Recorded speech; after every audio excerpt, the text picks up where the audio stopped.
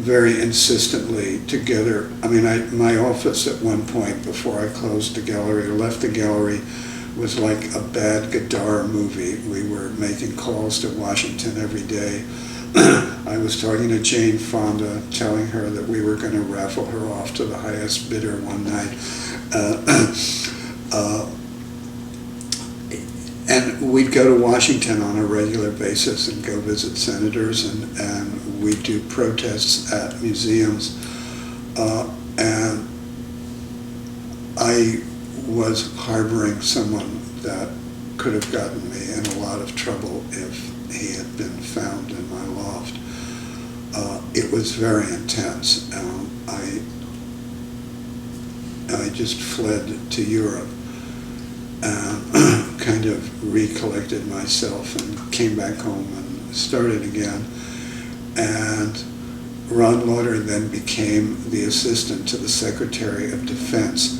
And as much as I liked Ron, I couldn't imagine telling anyone that I was the art consultant for the Assistant Secretary of Defense in Washington. So we parted ways. We're on good terms whenever we see each other. And the next person that hired me was Donald Marin, who also wanted to be the next head of the board. And working with Donald was, you just wanted to give him a tranquilizer. He was always wired, and he wanted everything to go snap, snap. And I'd call him up and say there was about to be an Agnes Martin show at Pace. We should get in there early and look at them. And so we get to Pace, and they're all under wraps still. They're under plastic. And he looked at me and said, "Pick one." And I said, "You can't do that. You've got to look at the painting, actually." So they unwrapped all of them, and he said, "I've got an appointment. You pick one. I'm going." So I did, and they were all beautiful, and he couldn't really go wrong. But it was like that, or he'd look at his watch all of a sudden sometimes and jump up and say, "I've got to go. I've got an appointment. You can have the car for the rest of the day if you want." But we bought some really beautiful things. So that was the beginning of the art consulting. And I also worked. There was a collector named Phil Schrager who died 6 months ago, who became a very close friend and was a rather difficult person. I worked with Phil for about 15 years, and we started just going to studios, and he was a big bargainer, so I'd have to tell the artist that he or she should figure out what their absolute rock bottom price was and be able to stand firm at that. So we'd go to the studio, and if he was interested, he'd go, "Well, how much is that?" And the artist would say $2,000 or $2,500. And Phil would scratch his head. He said, "That's a little high." And then, "What about that?" So that was $2,000 too, or $2,500. And I'm sort of trying to make signals to the artist from the back corner saying he's going to make an offer for 3 paintings for $2,500. Don't do it. So that's what he did. So 3 paintings would be bought for the price of 1. And then sometimes the artist would call me afterwards, or I would call the artist, and I said, "Well, at least there's 3 paintings out in the world that are going to be seen." And as time went on, he began to buy, more established artists, and ended up with a truly astounding collection that went from the unknown to Richter, and he was a big fan of Bryce's. He had about 3 paintings of Bryce's and a group of drawings. And he loved to tell people he sometimes would wake up in the middle of the night and go into the house and turn all the lights on and just walk from painting to painting or sculpture to sculpture and think how lucky he was, which he was. And then someone else and then he and I would have the occasional battle as to how much money I was to be paid for doing this. Then we'd split up for a couple of months, then we'd start again, usually. And he went right on doing what he was doing. and had just started he rented a 5,000 square foot space near his office in Omaha, and he was beginning to sort of put shows up there, mostly for himself. His wife now was faced with, and when I worked with him, whoever I worked with, I'd always encouraged to try and get involved with the museum. It never really panned out quite right. No one ever did. I mean, the last people I art consulted had a small Rothko in the Rothko show when it was at the National Art Gallery in Washington. And I asked the curator of the show to invite them to the big dinner. And I thought, well, they'd probably like that. Then when I called up the next day, I said, Nancy, how was it? She said, I sat next to somebody really boring, and they hardly paid any attention to us. And I thought, okay, well, that was the end of that endeavor. So sometimes, but mostly they just collected for themselves.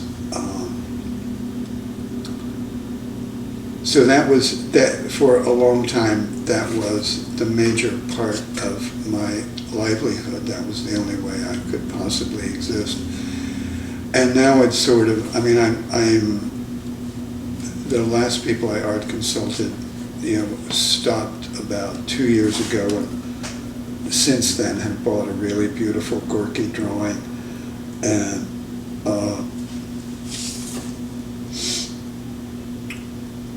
one or two other things, but not a lot. But what they have is really incredible. So, and then I began to curate exhibitions. Oh God, where was the first one?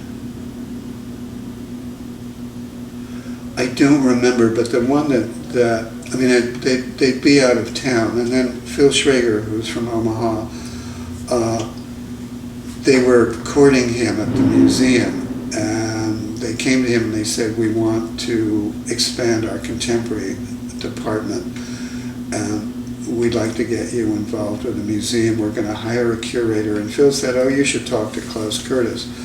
So they did talk to Klaus Kertess, and I had a part-time job at the museum and would fly out to, it's called the Jocelyn Art Museum. They had an old wing where 19th century work and earlier was hung, and a new wing that was pretty dreadful that Norman Foster built, and wasn't very welcoming, but was what we used. And I did, and the amazing thing about doing shows out of town like that is just how hungry the people are to see contemporary art, especially younger people. And Phil and I did a small show together based on an artist that an artist, Michael Goldberg, who was a close friend, and Phil bought a lot of Michael's work, so we did a show of Michael's, mostly from Phil's collection, and borrowed a few things. And then I gave a walking tour of the show, and it was like Saturday or Sunday, and about 200 people showed up, and I thought, oh my God. And afterwards, a couple of them came up to me and said, are you doing this again? When are you doing this again? So I said, we'll do this more often now. And then I did a group show. This was in the early 90s, and I'd been really struck by how many artists were returning to making narrative paintings and really sort of extravagant figurative paintings, and that were heavily imagined. And so I did a show called Fabulism that had Carol Dunham in it, Ellen Gallagher, Chris O'Feely, Neil Rauch, and Matthew Ritchie. There were 5 artists, and the show was really pretty beautiful.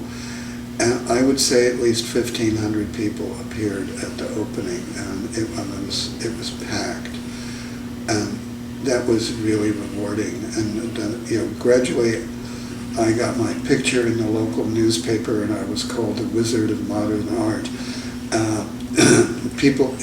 Omaha's like living in a village. If you walked into a restaurant, somebody'd go like wave at you. And I'd always get on the plane going back to New York, go, okay, asshole, no one's going to care who you are when you walk down the flight of stairs to get off that plane. So Omaha was going really well, and one day the director called me in. I was in New York, and before I left, I'd given him sort of an outline of what I thought should happen for the next 2 or 3 years. And he'd said, well, how long do you think you should be here?